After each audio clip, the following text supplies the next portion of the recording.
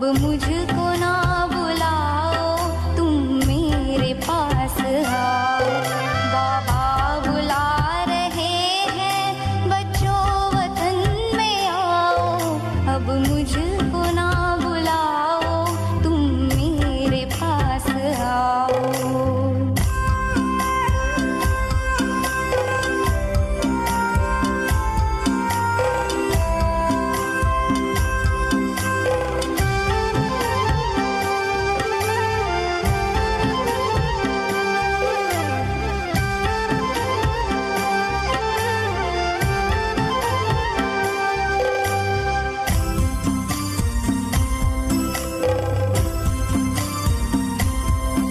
दुखियों की चीत्कारें क्या तुम तलक न आई?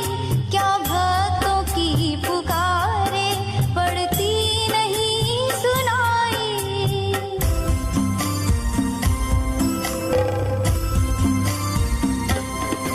दुखियों की चीत्कारें क्या तुम तलक न आई? क्या भक्तों की पुकारें पड़ती नहीं सुनाई? उनको दर्श दिखाओ, अब कुछ तरस तो खाओ, अब कुछ तरस तो खाओ। बाबा बुला रहे हैं, बच्चों वतन में आओ। अब मुझको ना बुलाओ, तुम मेरे पास आओ।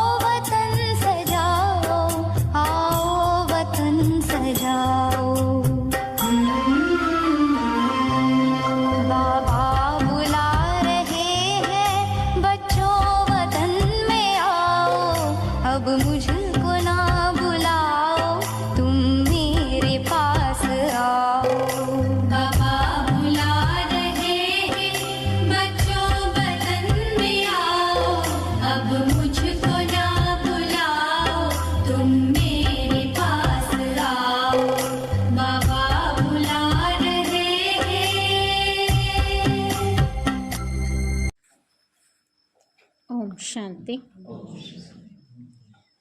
ಪಿತಾಶ್ರೀ ಶಿವಬಾಬಾ ಯಾದ್ ಹೈ. ಅವ್ಯಕ್ತ ಬಾಪ್ದಾದ.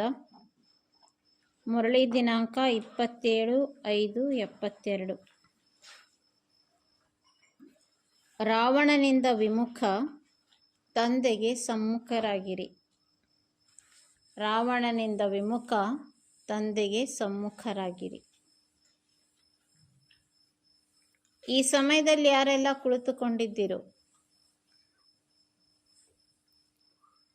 ಬಾಬಾ ಕೇಳ್ತಾರೆ, ಸಭಿ ಈ ಸಮಯದಲ್ಲಿ ಶ್ರೇಷ್ಠ ಸ್ಟೇಜ್ನಲ್ಲಿದ್ದೀರಾ ಅಥವಾ ಅವ್ಯಕ್ತ ಸ್ಥಿತಿಯಲ್ಲಿದ್ದೀರಾ? ಈ ಸಮಯದಲ್ಲಿ ಎಲ್ಲರದು ಅವ್ಯಕ್ತ ಸ್ಥಿತಿ ಇದೆಯಾ ಅಥವಾ ವ್ಯಕ್ತ ಭಾವದ ಸ್ಥಿತಿ ಇದೆಯಾ?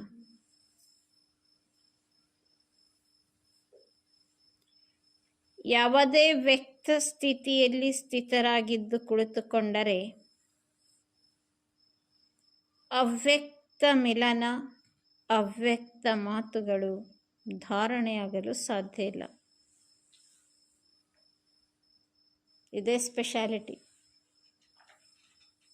ಬಾಬನ್ ಮುಂದೆ ಕುಂತ್ರೂ ಡೈಮಂಡ್ ಹಾಲ್ನಲ್ಲಿ ವ್ಯಕ್ತ ಸ್ಥಿತಿಯಲ್ಲಿದ್ದರೆ ಅವ್ಯಕ್ತ ಮಿಲನದ ಎಂಜಾಯ್ಮೆಂಟ್ ಆಗಲು ಸಾಧ್ಯ ಇಲ್ಲ. ಅವ್ಯಕ್ತ ಸ್ಥಿತಿಯಲ್ಲಿ ಸ್ಥಿತ ಆಗಿದ್ದೀರಾ? ಯಾರು ಅವ್ಯಕ್ತ ಸ್ಥಿತಿಯಲ್ಲಿ ಸ್ಥಿತರಾಗಿಲ್ಲವೋ ಅವ್ರ ಕೈ ಎತ್ತಿ.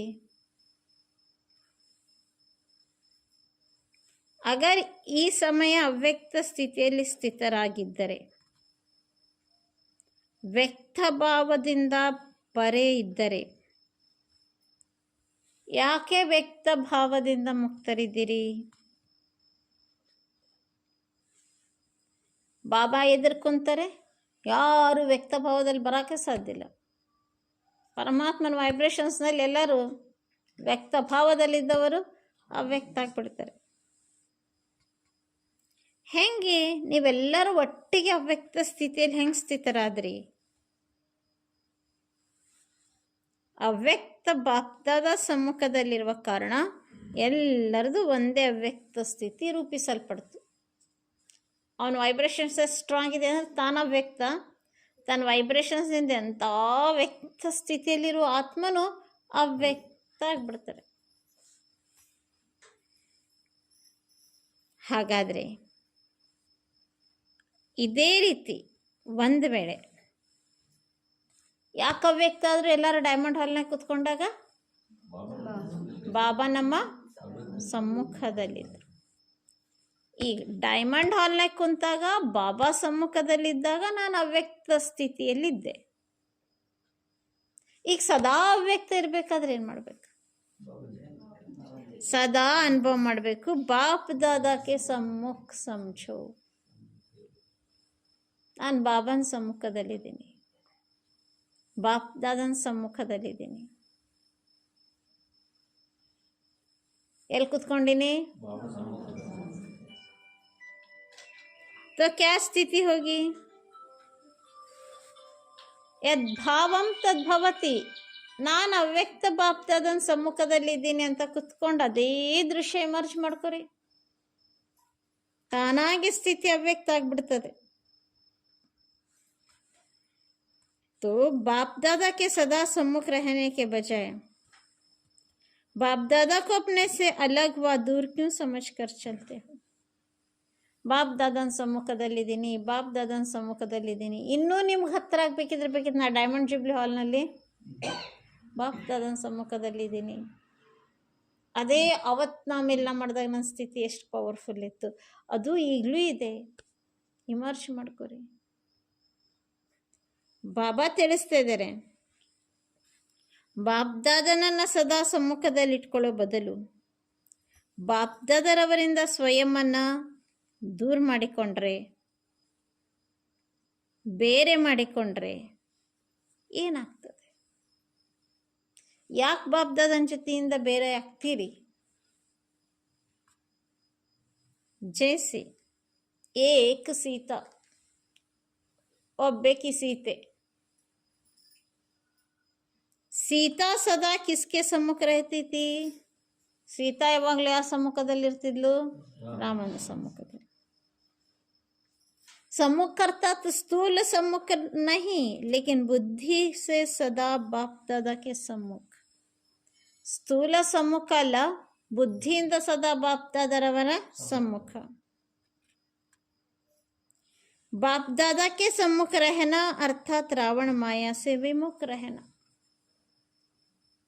ಬಾಪ್ ದಾದರವರಿಂದ ಸಮ್ಮುಖರಾಗುವುದಂತಂದ್ರೆ ಮಾಯಾ ರಾವಣನಿಂದ ವಿಮುಖ ಆದಂತೆ. ಬಾಬನ್ ಸಮ್ಮುಖ, ರಾವಣನಿಂದ ವಿಮುಖ.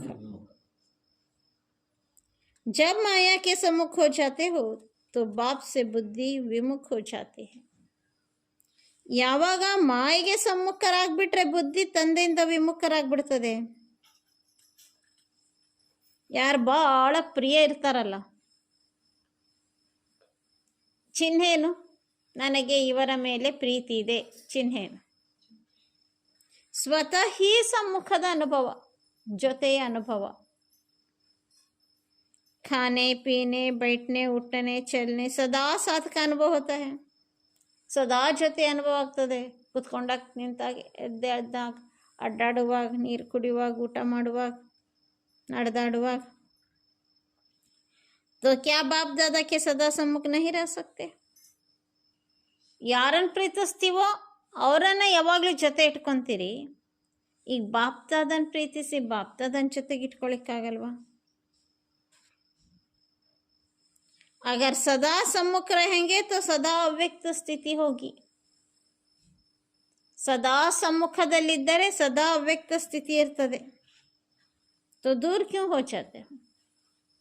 ಮತ್ತು ದೂರ ಯಾಕೆ ಆಗ್ತೀರಿ ಅಂತ ಕೇಳ್ತಾರೆ ಬಾಬಾ.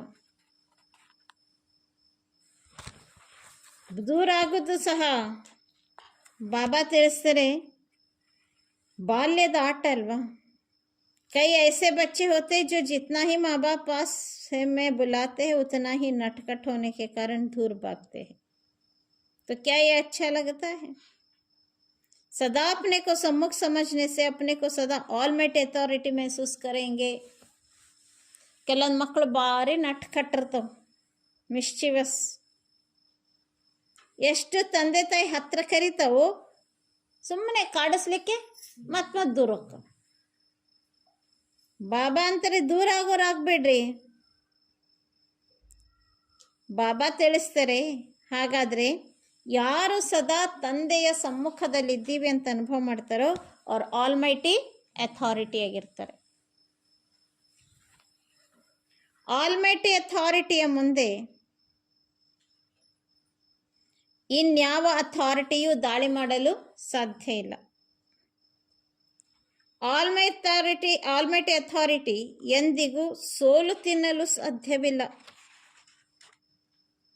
ಆಲ್ಮೈಟಿ ಅಥಾರಿಟಿ ಆಗಬೇಕಾದ್ರೆ ಸದಾ ಏನಂತ ತಿಳ್ಕೋಬೇಕು?